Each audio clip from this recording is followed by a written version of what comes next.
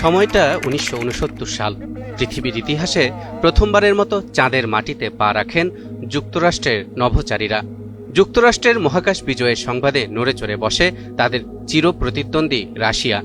তৎকালীন সোভিয়েত ইউনিয়নের বিজ্ঞানীরা ভাবলেন, ওরা আকাশ জয় করেছে আর আমরা পাতাল জয় করব। ওরা যেমন সর্বোচ্চ উচ্চতায় ওঠার চেষ্টা করছে, আমরা তেমন মাটির নিচের সর্বনিম্ন স্থানে পৌঁছানোর চেষ্টা করব। পৃথিবীর অভ্যন্তর ৩টি প্রধান স্তরে বিভক্ত। প্রথমটিকে বলে ক্রাস্ট, যেখানে আমরা বসবাস করি। এর পুরুত্ব প্রায় ৭০ কিলোমিটার। ক্রাস্টের নিচে বিশাল ম্যান্টল স্তর, যার গভীরতা প্রায় ২৯০০ কিলোমিটার। আর সবচেয়ে ভেতরের অংশের নাম কোর, পৃথিবীর কেন্দ্র থেকে যার দূরত্ব প্রায় ৬৩৭১ কিলোমিটার। রাশিয়ার বিজ্ঞানীরা ভাবলেন, খাতা কলমে আর হিসেব কষে লাভ নেই, যতদূর পারা যায় আমরা খনন কাজ চালাতে থাকব। যেই ভাবা সেই কাজ। ১৯৭০ সালের ২৪ মে রাশিয়ার উত্তর মুরমানস্ক অঞ্চলে সোভিয়েত বিজ্ঞানীরা শুরু করলেন পৃথিবীর ইতিহাসের সবচেয়ে গভীর গর্ত খননের কাজ। এর নাম কোলা সুপারডিপ বোরহোল। ভূগর্ভের রহস্য উদ্ঘাটন করতে প্রাথমিকভাবে লক্ষ্য নির্ধারণ করা হলো ৪৯,০০০ ফুট বা ১৫ কিলোমিটার। কিন্তু বিজ্ঞানীরা যতই গভীরে যেতে থাকেন, ততই ঘটতে থাকে একের পর এক বিপত্তি। ১৬,০০০ ফুট খননের পর ড্রিলিং মেশিনের মাথা ভেঙে গর্তের মধ্যে পড়ে যায়। তবে মেশিন সচল থাকায় বিজ্ঞানীরা বিকল্প উপায়ে আবার খনন কাজ শুরু করেন। ২০ বছরেরও বেশি সময় ধরে খনন করার পর তারা পৌঁছাতে পারেন প্রায় ৪০,০০০ ফুট গভীরে। কিন্তু তারা কখনো কল্পনাও করতে পারেননি যে মাত্র ১২ কিলোমিটার গভীরে গিয়েই তাদের এই ঐতিহাসিক কাজ চিরতরে বন্ধ করে দিতে হবে।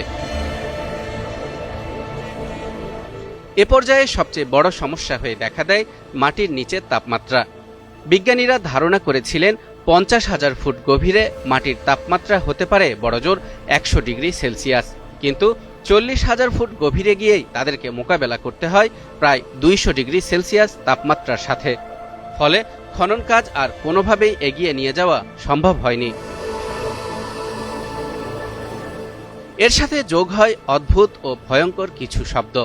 বিজ্ঞানীরা মেশিনের সাহায্যে ভূগর্ভ থেকে এমন কিছু শব্দ শুনতে পান, যা শুনলে যে কারো মনে হবে বহু লোক একসাথে আর্তনাদ ও চিৎকার করে পরিবেশ ভারী করে তুলেছে।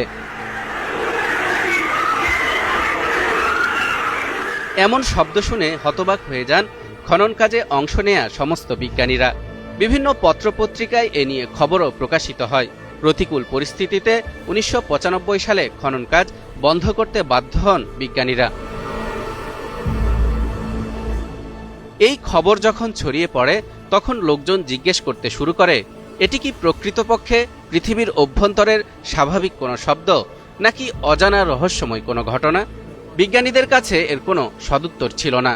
তাদের মধ্যে কেউ কেউ ধারণা করে বলেন, গভীর খননের সময় শিলার ভাঙন ও চাপের পরিবর্তন এমন শব্দ তৈরি করতে পারে, অথবা অত্যন্ত গভীরে থাকা গ্যাস ও ভূতাপীয় শক্তি এমন শব্দ উৎপন্ন করতে পারে।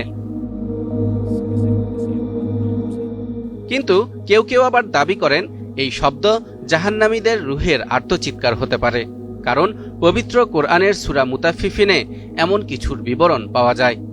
ইরশাদ হচ্ছে, কাল্লা ইন্না কিতাবাল ফুজ্জারি লাফি সিজ্জিন, নিশ্চয়ই পাপাচারীদের আমলনামা সিজ্জিনে।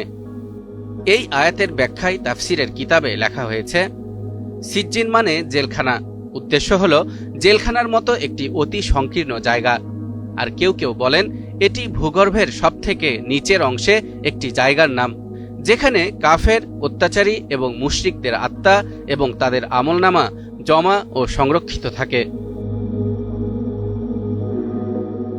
মানুষ আকাশ জয় করেছে, মহাকাশ পেরিয়ে অন্য গ্রহেও পা রেখেছে, কিন্তু মাটির নিচে মাত্র ১২ কিলোমিটার যেতেই থমকে গেছে তার সমস্ত প্রযুক্তি, জ্ঞান আর শক্তি। পৃথিবীর গভীরতম গর্ত কোলা সুপারডিপ বোরহোল আজও বন্ধ হয়ে পড়ে রয়েছে, কিন্তু তার ভেতরের রহস্য এখনো উন্মোচিত হয়নি। সেই ভয়ঙ্কর শব্দগুলো আসলে কি ছিল? গ্যাসের চাপ, নাকি সত্যিই সেই অদেখা জগতের আর্তনাদ? তা নিশ্চিত করে কেউ বলতে পারে না। তবে মানুষের জ্ঞানের সীমা যতই বিস্তৃত হোক না কেন, আল্লাহর সৃষ্টি সবসময়ই মানুষের কল্পনার বাইরে। হয়তো সেই গভীর অন্ধকারেই লুকিয়ে আছে এমন কিছু বাস্তবতা যা আল্লাহ ছাড়া আর কেউ জানে না। আর এ কারণেই কোরআন আমাদেরকে বারবার স্মরণ করিয়ে দিয়েছে, ওয়ামা উতিতুম মিনাল ইলমি ইল্লা কলিলা। আর তোমাদেরকে তো জ্ঞানের অতি সামান্য অংশই দেওয়া হয়েছে। তালহা ইবনে রেজা,